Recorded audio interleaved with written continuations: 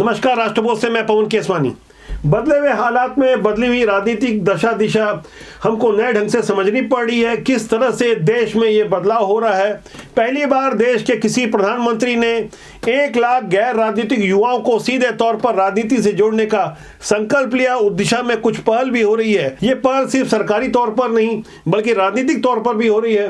Bharatiya Janata party की जिन जिन राज्यों में सरकारें हैं वहां भी ऐसी ही कुछ नई पहल देखने को मिल रही है। यदि मैं बात छत्तीसगढ़ की करूं तो पिछले दिनों जिन 36 निगम मंडल आयोगों की एक साथ नियुक्तियां हुई थी उसमें कुछ तो सीधे तौर पर राजनीति से, लेकिन इसमें थोड़ी मात्रा में ही सही ऐसे लोग भी शामिल हैं जिनका भाजपा से झुकाव तो था, विचारधारा से जुड़ाव तो था, लेकिन सीधे तौर पर भारतीय जनता पार्टी की राजनीति से सक्रिय नहीं थे। जाहिर है जब ऐसे लोगों को नियुक्तियां मिलेगी तो जिन्हें नियुक्तियां नहीं मिली है या जो ऐसी आकांक्षा पाले बैठे थे उनके समर्थक सोशल मीडिया में अपनी बात तो रखेंगे ही। फिलहाल हर किसी का ध्यान ऐसी बदले हुए माहौल की बदली हुई राजनीति पर जा रहा है कि आखिर नए लोगों को कितना मौका दिया जाएगा, कौन से नए नए प्रयोग किए जा रहे हैं, क्या ऐसे प्रयोग जो मंत्रिमंडल में किए गए वो आगे भी दोहराए जाएंगे। भारतीय जनता पार्टी की छत्तीसगढ़ में सरकार बने करीब 16 महीने हो गए हैं। शुरुआत में तो 7 नए चेहरों को मौका दिया गया था। आजकल में मंत्रिमंडल का विस्तार भी होने जा रहा है। क्या 90 की विधानसभा में जहां 15% ही मंत्री शामिल करने की बाध्यता है तो क्या वहां 13 मंत्री ही लिए जाएंगे या हरियाणा की तरह 14 वाला प्रयोग आजमाया जाएगा। फिलहाल यहाँ ज्यादा माथापच्ची क्षेत्रीय संतुलन साधने की हो रही है। संभागों में यदि देखा जाए तो सरगुजा जहां 14 विधानसभा सीटें हैं, यहाँ 14 के 14 विधायक भारतीय जनता पार्टी के हैं और मुख्यमंत्री भी इसी सरगुजा संभाग से हैं, तो स्वाभाविक रूप से यहाँ ज्यादा महत्व मिलना ही था। ऐसा हुआ भी। अकेले सरगुजा संभाग से 4 मंत्री लिए गए, जबकि बिलासपुर से 3 मंत्री लिए गए। दुर्ग की यदि मैं बात करूं तो इस संभाग से 2 मंत्री हैं, जबकि रायपुर और बस्तर संभाग से 1 मंत्री हैं। यदि मैं संभागवार भाजपा के निर्वाचित विधायकों की बात करूं तो सरगुजा में जहां 14 सीटें हैं, 14 की 14 भारतीय जनता पार्टी के पास है। बिलासपुर में 24 सीटें हैं, यहां पर सिर्फ 10 विधायक ही चुन कर रहा है। यहां अपेक्षाकृत कांग्रेस का परफॉर्मेंस ज्यादा अच्छा रहा, बावजूद इसके यहां से 3 मंत्री लिए गए, जबकि दुर्ग का परफॉर्मेंस मिला जुला रहा। यहाँ 20 सीटों में से 10 विधायक भारतीय जनता पार्टी के, यहाँ से 2 मंत्री बनाए गए।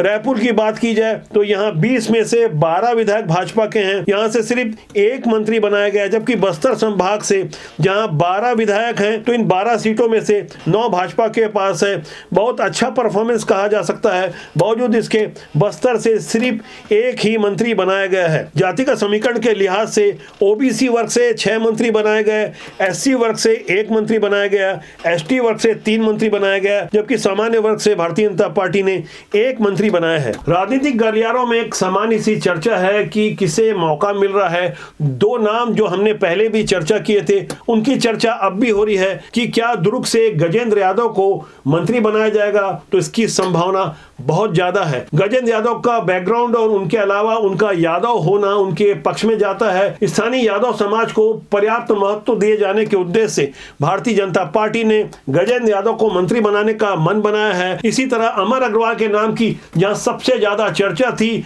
और इस बात की सबसे ज्यादा संभावना भी है कि वो मंत्रिमंडल में लिए जाएंगे। वित्त मंत्री के रूप में उनका कार्यकाल बहुत अच्छा रहा। अमर अग्रवाल को मंत्रिमंडल में लिए जाने के लिए किसी भी जातिगत या क्षेत्रीय संतुलन का फार्मूला नहीं देखा जाएगा, लेकिन चिंतन मनन रायपुर और बस्तर संभाग के लिए भी हो रहा है। यहाँ से सिर्फ 1 मंत्री है। ऐसे में रायपुर संभाग से एक स्वाभाविक सा नाम राजेश मूणत का था। अब बदले हुए हालात में पुरंदर मिश्रा भी इस रेस में शामिल है। संपत अग्रवाल की भी अंदर खाने चर्चा है। हालांकि ऐसी चर्चा कुछ लोगों को बेमानी सी लग सकती है, लेकिन भारतीय जनता पार्टी बदले हुए हालात में जिस तरह के नए नए प्रयोग कर रही है तो यहाँ कुछ भी संभव माना जा सकता है। मौजूदा समय में भाजपा मुख्यालय कुशाभाऊ ठाकरे परिसर में भाजपा के राष्ट्रीय सह संगठन मंत्री शिव प्रकाश लगातार मैराथन बैठकें ले रहे हैं, साथ ही साथ जमीनी कार्यकर्ताओं से मिल रहे हैं। कुछ शिकायतें आ रही है निगम मंडल आयोगों में जिनकी नियुक्तियां हो रही है उनके बारे में चर्चा हो रही है। जिन्हें नहीं लिया गया, जो रेस में शामिल थे, उनके समर्थक जाके समझाने की कोशिश कर रहे हैं कि कौन सी नियुक्ति गलत हुई है और किसे ज्यादा महत्व दिया जाना था। पिछले दिनों राज्य सरकार की ओर से जो एक साथ 36 नियुक्तियां की गई थी, उसके बाद एक और किस्त आनी बाकी है। कुछ नियुक्तियां जो होने वाली है उन्हें भी ज्यादा इंतजार नहीं करना होगा। बहुत जल्द ही दूसरी किस्त की भी नियुक्तियां हो जाएगी। जिन्हें नियुक्त किया जाना है है उन्हें पहले ही संकेत दे दिया गया है, लेकिन जो अभी भी उम्मीद लगाए बैठे हैं वो भारतीय जनता पार्टी के प्रदेश मुख्यालय कुशाभाऊ ठाकरे परिसर में लगातार आना जाना कर रहे हैं, बड़े नेताओं से मिल रहे हैं।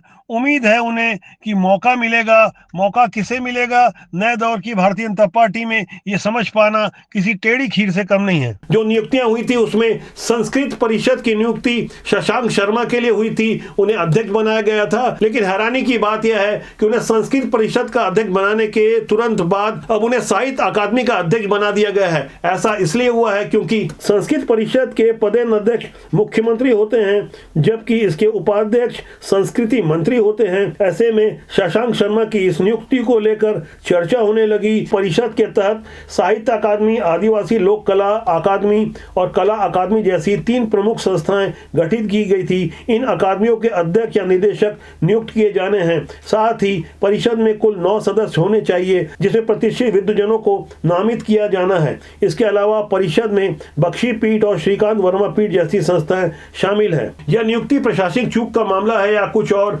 लेकिन फिलहाल जो परिवर्तन हुआ है इसकी भी चर्चा हो रही है। आगे कुछ और चर्चा होने वाली है। जिनकी नियुक्ति हो गई थी उसमें गौरी शंकर श्रीवास सबसे ज्यादा चर्चित नाम है। उन्हें केश कला बोर्ड का उपाध्यक्ष बनाया गया था। हमारी बात गौरी शंकर श्रीवास से हुई। उन्होंने ऑन कैमरा तो बात नहीं की, लेकिन उन्होंने हमें बताया कि मैंने पहले ही मना कर दिया था, मैं इस तरह के किसी दायित्व में नहीं आने वाला हूं। लेकिन आश्चर्यजनक तरीके से उनकी नियुक्ति हो गई और सोशल मीडिया के माध्यम से गौरी शंकर श्रीवास ने बता दिया कि मेरे कंधे इतने मजबूत नहीं हैं जो मैं इतना भारी भरकम दायित्व ले सकता हूं। यहां एक बात समझनी होगी कि सत्ता के साथ खींचतान मची रहती है, विपक्ष में ऐसा माहौल नहीं रहता। भारतीय जनता पार्टी विपक्ष में रहकर जिस तरह की एकजुटता के साथ उन्होंने आंदोलन किया और आंदोलन में जिन लोगों ने अपनी खास सहभागिता दी, स्वाभाविक रूप से उनकी ओर से भी दावेदारी की जाएगी, अपने कार्यों को गिनाया जाएगा। ऐसा इसलिए भी किया जा रहा है क्योंकि राष्ट्रीय स्तर पर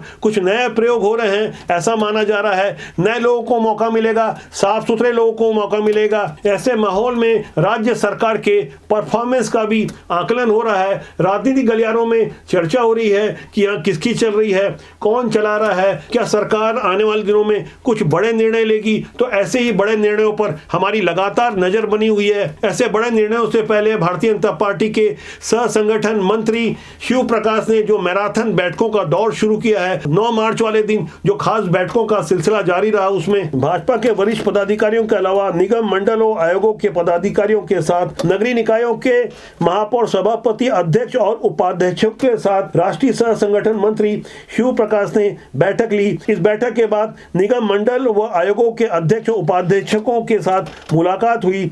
फिर सभी मोर्चा प्रदेश के अध्यक्षों के साथ बैठक हुई। देर शाम तक ऐसी बैठकों का सिलसिला जारी रहा, जहां जिला पंचायतों के अध्यक्ष उपाध्यक्षों के साथ भी बैठकें उन्होंने ली। ऐसी बैठकें खास मकसद से ली जाती है, रणनीति तय की जाती है, विचार समझा जाता है और आने वाले दिनों में ऐसे सुझाव बैठक से निकल कर आते हैं जो जमीनी स्तर पर काफी कारगर साबित होते हैं। राजनीति में ऐसे संवाद के काफी गहरे मायने हैं, खासकर ऐसे दौर में जब भारतीय जनता पार्टी परिवर्तन के दौर से गुजर रही है। मौजूदा हालात में भारतीय जनता पार्टी का सबसे बड़ा चेहरा बने प्रधानमंत्री नरेंद्र मोदी 75 पार के हो जाते हैं, तो ऐसे में यह स्वाभाविक सा प्रश्न उठता है, राष्ट्रीय स्तर पर जब परिवर्तन होगा तो ऐसे परिवर्तन जमीनी स्तर पर भी देखे जाएंगे। 75 पार का वैसे तो कोई फिक्स फार्मूला नहीं है, अपवाद स्वरूप 75 पार के लोगों को भी मौका दिया जाता है, लेकिन इस फार्मूले के इर्द गिर्द भारतीय जनता पार्टी की नए दौर की राजनीति देखने और समझने में आ रही है। इसलिए ऐसे माहौल में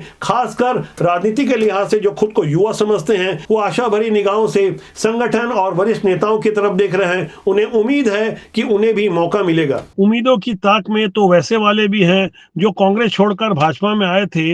लोकसभा चुनाव के दौरान उन्होंने खूब मेहनत भी की, लेकिन भारतीय जनता पार्टी के बदले हुए हालात में लगता नहीं कि उन्हें जल्द कोई मौका मिलने वाला है, क्योंकि उम्मीदवारी इतनी ज्यादा है कि पहले से लोग ये उम्मीद लगाकर बैठे हैं कि उनकी बारी अब और तब आएगी। जिस तरह से निगम मंडल आयोगों में नियुक्तियां हुई है, वहां किसी एक बड़े पुराने नेता की चली है। डॉक्टर रमन सिंह के करीबी कई लोग एडजस्ट किए गए हैं।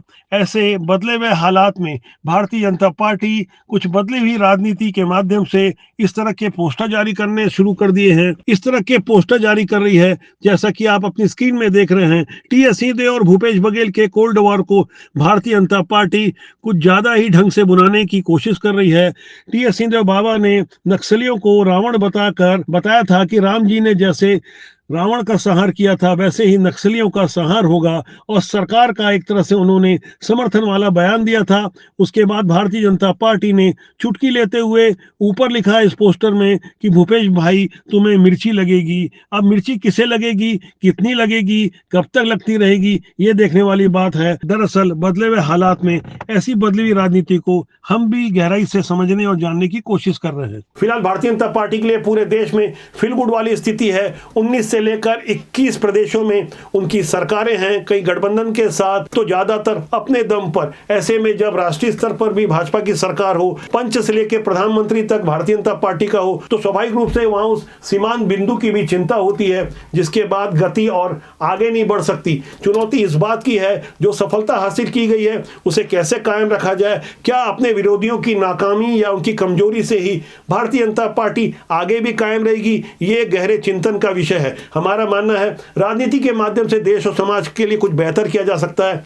इसलिए राजनीति में अच्छे लोगों को आना चाहिए। राजनीति बुरी नहीं होती, उसमें काम करने लोग अच्छे बुरे होते हैं। तो आज के लिए इतना ही। मेरा आपसे आग्रह है, चैनल को देखें, लाइक करें, शेयर करें, राष्ट्रबोध के अपने इस जनमंच के साथ लगातार बने रहें, जिससे हम कुछ और बेहतर कर सकें, आपसे संवाद कायम रख सकें। नमस्कार।